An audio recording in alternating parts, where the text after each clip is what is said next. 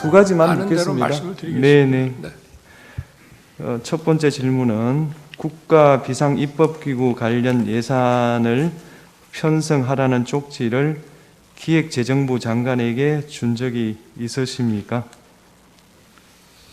저는 이걸 준 적도 없고, 그리고 나중에 이런 계엄을 해제한 후에 한참 있다가 언론에 뭐 이런 메모가 나왔다는 것을 기사에서 봤습니다. 근데 그 기사 내용도 조금 부정확하고, 그러면은 이거를 만들 수 있는 사람은 국방장관밖에 없는데, 국방장관이 그때 이제 구속이 돼 있어서 구체적으로 확인을 못했습니다. 그런데 그 내용을 보면 좀 그 내용 자체가 좀 서로 좀 모순되는 것 같기도 하고, 그런데 하여튼 뭐 그 부분에 대해서는 그렇습니다. 뭐 자세하게 또 물어보시면은 제가 아는 대로 답변을 드리겠습니다. 예. 두 번째 질문, 마지막 질문 드리겠습니다. 본인께서는 이진우 수방사령관, 곽종건 특전사령관에게 계엄 선포 후 계엄 해제 결의를 위해 국회에 모인 국회의원들을 끌어내라고 지시한 적이 있으십니까? 없습니다. 네. 네, 그러면 마치겠습니다.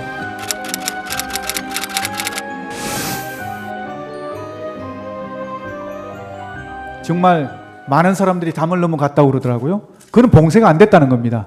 출입구 위주로. 출입구는 왜 막았을까요? 그러니까 출입구 위주로 이제 출입을 통제한 것이죠. 그러니까 출입 통제라는 의미가, 출입을 통제한다는 의미가 출입을 완전히 전면 금지한다는 의미가 아니고, 출입 통제라는 의미에는 근데 국회의원들을 막았잖아요. 국회의원들 통과를 중간에 다 시켰지 않습니까? 저는 그렇게 알고 있는데. 그게 막았다가 또 통과시켰다가 또 다시 막았죠. 그건 제가 잘 모르겠는데, 저는 이제 거기서 통과를 시킨 걸로 좀 알고 있었거든요. 예, 알겠습니다. 선별적으로. 예, 이상입니다. 종합해서 보면 결국은 가장 주된 목표가 그 입법기구인 국회의 기능을 정지시키겠다 하는 그런 의도가 있는 것으로 보이거든요. 저는 솔직히 그렇게까지 하진 않았습니다. 이건 제가 아까 말씀드렸지만, 국회의 기본적인 입법 활동은 당연히 존중돼야 되고 보장돼야 된다고 저는 생각하고 있습니다. 그렇기 때문에 다만 정치 활동은, 이거는 여러 가지 그 정치 활동을 빙자해서 국가 체계를 문란하게 할 수 있으니까 이런 활동은 좀 어떻게 제한시킬 필요가 있다, 이런 판단에서 정리한 것이지, 어떤 입법 활동까지 막겠다 이런 것은 아니었다. 그 국회 건물 내부로 투입된 군 병력을 빼내라 이렇게 지시를 네. 했다는 거죠. 네. 그러면 질서 유지만을 목적으로 군 병력을 동원을 했는데, 질서 유지 목적으로, 그러면 애초에 국회 그 본청 건물을 말하는 겁니다. 본청 건물 안에 군 병력이 왜 들어갔습니까? 질서 유지를 하는데 그 안에는 어차피 의원들 들어가 있고 의원 관계자들이 들어가 있을 텐데, 외부에 뭐 시민들이나 이런 사람은 들어가지는 않은 상태인데, 굳이 거기를 군병력이 왜 본청에 유리창을 깨고 진입을 했습니까? 그 이제 최종적인 엔드 스테이트는 이게 상황 자체가 본청에 이런 어떤 군 병력이 이게 딱 그 본청을 확보하고 출입문에 대한 어떤 출입에 대한 이렇게 통제를 하면서 선별적으로 의원들이 들어오시는 거는 그냥 뭐 저거 없이 제재 없이 그냥 통과하시지만, 나머지 불필요한 인원은 들어오지 못하도록 이렇게 딱딱 질서 정연하게. 그러면 이런 모습을 외부만을 본청 건물의 문에만 배치를 해놓으면 되는 거 아닌가요? 네, 그렇게 하려고 그랬는데 이게 충돌이 생겨버린 겁니다. 들어갔으니까 충돌이 생긴 게 아니에요? 그러니까 이 출입문만 하면 안 되고, 안에 내부에 또 인원들이, 또 어떤 인원들이, 불필요한 인원들이 많으면 거기에 대해서는 이제 빼내야 되니까, 그런 어떤 차원에서 한 겁니다.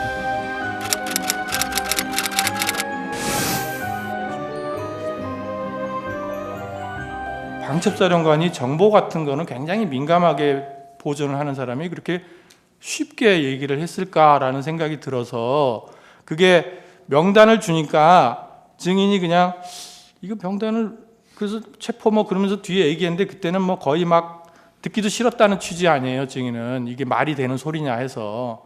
그럼에도 불구하고 그런 내용을 자세하게 또 여기다가 메모를 해놓은 게 좀 선뜻 좀 이해가 안 돼서. 하여튼 들은 얘기가 맞다는 거죠. 검거를 요청한 것도 맞아요. 주님께서도 충격적인 상황이라고 말씀하셨는데 이렇게 여러 가지로 급박하게 돌아가는 상황에서 어떤 얘기들 다 기승전결에 맞춰서 할 수 있을까요? 물론 그건 맞습니다. 그런데 여기 이제 써놓은 순서나 이런 게 그래서 그래요. 검거를 또 요청. 하나는 제가 그러면 여인영 사령관하고 무슨 억하 시점이 있다고 해갖고서는 일부러 이런 거를 아니 그런 취지가 아니고 예. 저는 이제 여기 이렇게 적혀 있는데 상식적으로 생각해서 그런 말을 하기가 쉽지 않다는 것과 그리고 여기 검거를 요청했다는 말을 주신문 사항에서도 검거 요청 얘기는 나오지는 않는데 메모에는 딱 들어가 있어요. 그래서 제가 여쭤보는 거예요. 검거 요청했어요? 위치 추적을 해서 네. 방금 얘기했던 10여 명의 대상자를 검거하겠다는 것 자체가 네. 저는 검거 지원을 요청했다라고 그럼 검거 지원 요청이라고 안 쓰고 왜 검거 요청이라고 썼어요? 이 말은 다르잖아요. 검거를 요청한다는 건 국정원에서 검거를 진짜 한다는 얘기고 제가 이제 공문서를 작성한 게 아니지 않습니까? 간단한 메모지 않습니까? 메모를 왜 작성해놨어요? 제가 나름대로 그 상황을 기억하기 위해서 메모해 놓은 거죠. 그럼 정확하게 기재를 해야죠. 예, 정확하게 기재 못해서 죄송합니다. 예, 이상입니다.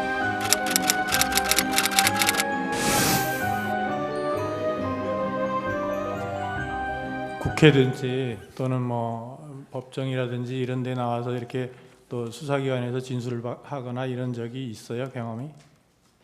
진술하거나 국회나 예. 또는 이번에는 여러 군데 가서 진술을 하고 조사도 받고 이랬지 않습니까? 그렇습니다.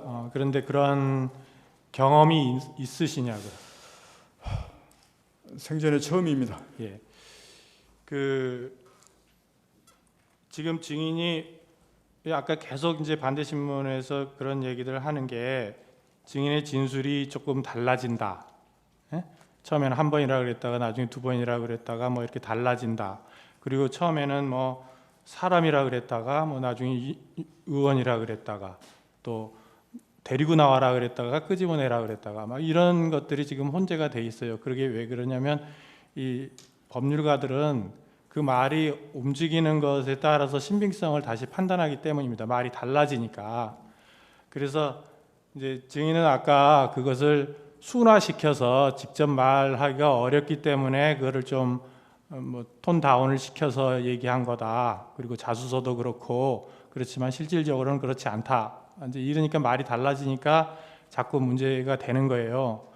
그러니까 몇 번 이제 답을 하시긴 하셨는데 명확하게 지금 다시 한번 확인하겠습니다. 그러니까 증인의 생각이나 해석 이런 걸 다 빼고 나는 이렇게 생각했습니다. 또는 나는 이렇게 받아들였습니다를 다 빼고 오로지 들은 얘기가 정확히 않으면 정확치 않다 그러고 정확하면 정확하다고 하고 이렇게 말씀해 보세요.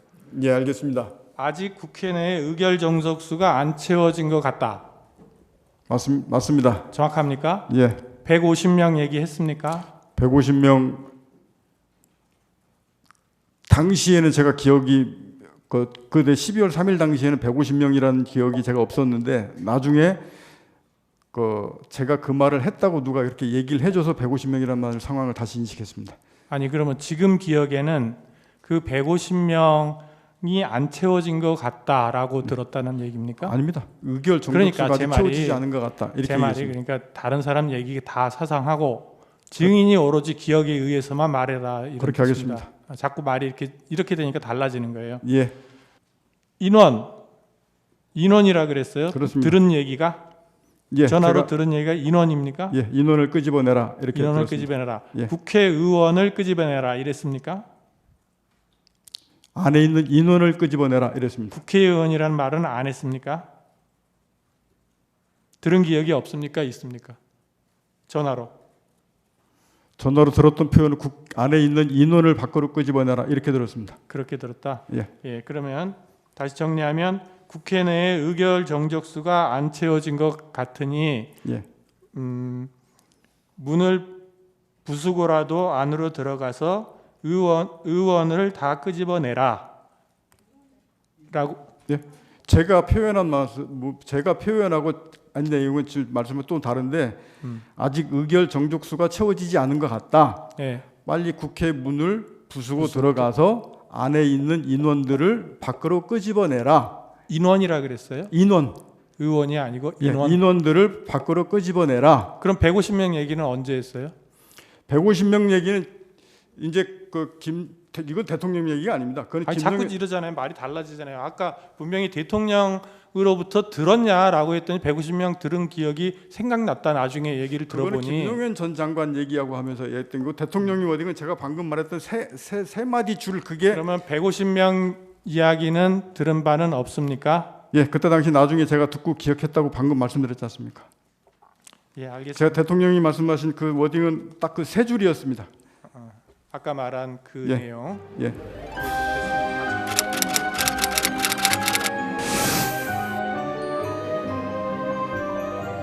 네, 그러니까 제 말은 뭐냐면 아니 대통령이 지금 홍장원 차장한테 이제 굉장히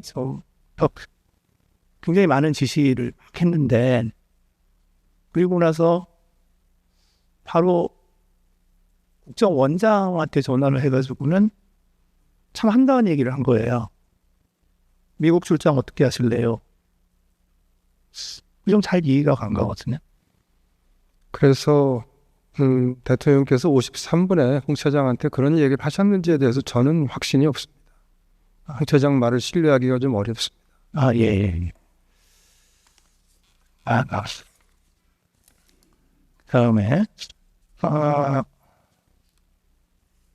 23시 30분에 이제 국정원 정무직 회의가 열렸죠. 그렇습니다. 예. 그때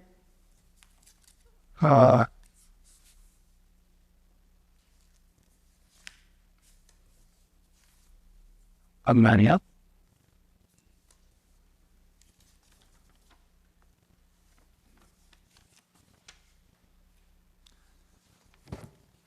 그때 홍장원 차장이 이런 얘기를 했죠. 원장님, 비상계엄에 대해 사전에 알고 계셨습니까? 라고 얘기를 했고 제 기억은 원장님 이거 언제 아셨어요?였습니다. 이거 언제 하셨어요? 네.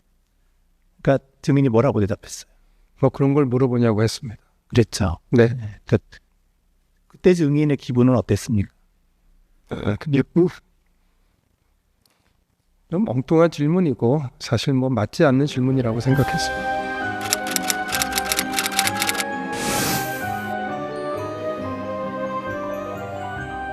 증인은 00시 31분경부터 01시 사이에 수방사령관으로부터 국회 본청 내부로 진입해서 국회의원들을 외부로 끌어내라는 지시를 받은 사실이 있습니까?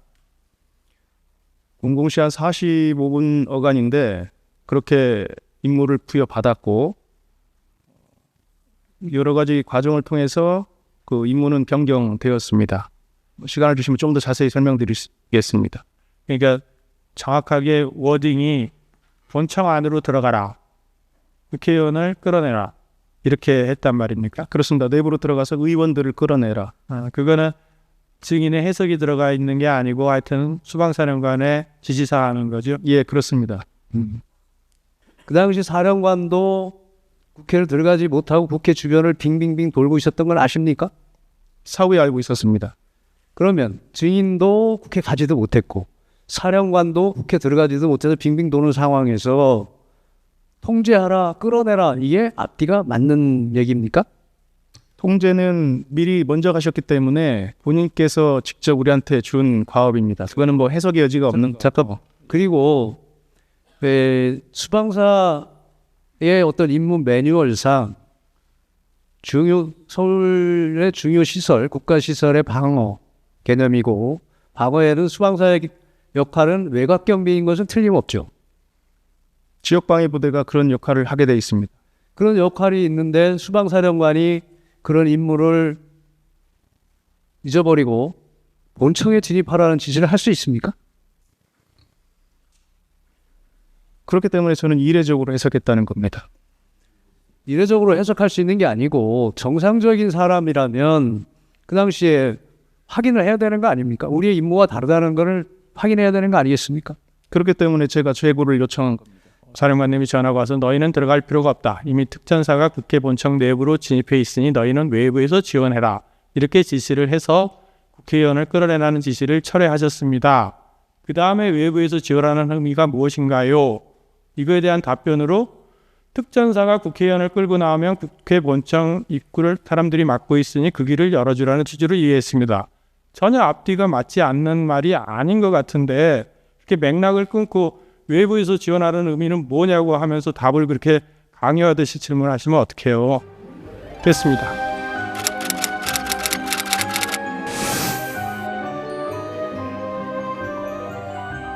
그 증인은 지금까지 그 피청구인을 총 몇 번 정도 만났습니까? 몇 번 만났냐 네, 말씀이시죠? 만난 적. 네. 제가 기억하기로는 8번입니다. 아까 뭐 길에서 보고 그런 거 말고 아, 그런 거 말고 6번 정도라고 기억합니다. 언제인가요?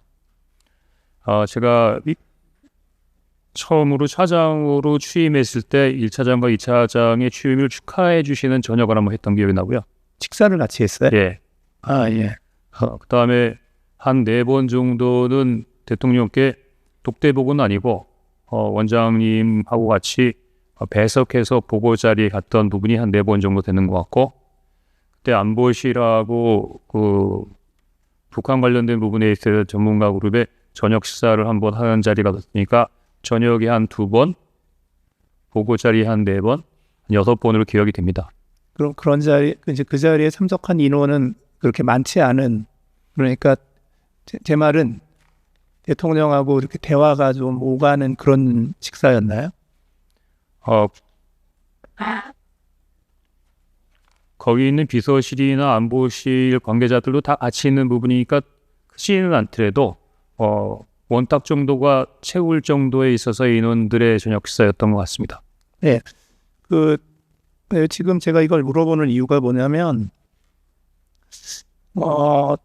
그날 대통령실에서 이제 국무회의 할 때, 이제 국정원장, 조태현 국정원장이 그 자리에 있었다는 거거든요. 이제 그런데, 그거를 제껴놓고, 그러니까 원장을 제끼고 지금 1차장한테 전화를 했다는 게 조금 약간 좀 이상하고요. 그 다음에 통화 내용 자체도 굉장히 그 단도직입적이에요. 또 바치 비상계엄 발표하는 거 이러면서 시작했다는 거니까 증인과 대통령은 이게 서로 상대방에 대해서 상당히 어느 정도 인식하고 잘 아는 그런 사이였나요? 대통령께서 어떻게 생각하시는지 잘 모르겠지만 저는 그 충심으로 모셨던 것 같습니다. 아니요, 그런 것보다는 이렇게 뭐 이런 대화가 좀 전혀 뭐 초면에 이런 얘기 하기는 어렵잖아요. 초면에 하면 나 대통령인데 뭐 이런 얘기부터 해야 되는 거 아니에요. 근데 지금 제시하는 거 잘 들어. 뭐 이렇게 얘기를 해야 되는데 이건 그냥 바치 비상계엄 발표하는 것부터 대화가 시작됐다고 하니 그 정도 얘기할 사이가 되는 거냐고. 그 부분에 대해서는 제가 뭐라고 답변 드려야 될지 잘 모르겠습니다.